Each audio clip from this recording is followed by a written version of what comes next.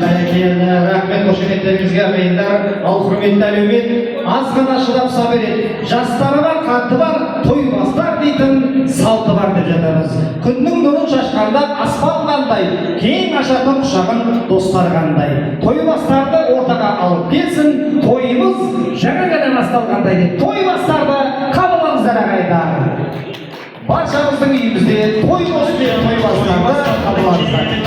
Ықыласқып ниетқып көпендіге еліміз қазақ атты елімнің құдыретін тануға ұрпағының жасаған ұлы тойын көреміз мәнбас ұлы халқымның көрінеді құрбаны жақсы тәнім көтерді елімен жұртымын балалардың дәстүрін баршамен білуге жастығының қызуға жалынымен ұмтылам ертең күндіз сүйетін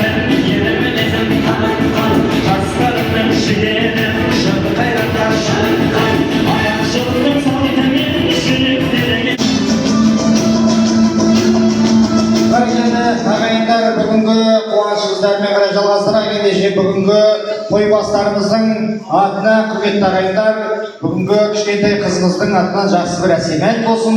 Ендеше қабыл алыңыздар.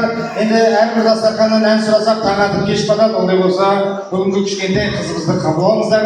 Той құтты болсын деп кәнекей бағанадан ортада таксовать етіп жүрді ғой кішкентай бала. Сол өз өнерлі келуші. Бүгінгі жалпы бұл бала сахнаның адамы сияқты. Халықтың ортасында спокойно жүреді екен. Жүрек па, жүректі екен. Ендеше кәнекей келе ғой, қошеметтеп қойыңыздар. Сен орындыққа шығарып қойын бізде. Орындыққа шығарып қойыңыздар.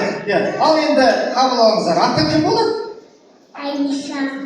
Отағаның сол. Өскенде кім боласың? Папа. Өскенде кім боласың? Әнші. Міне әнші боламын деп. Шынымен де не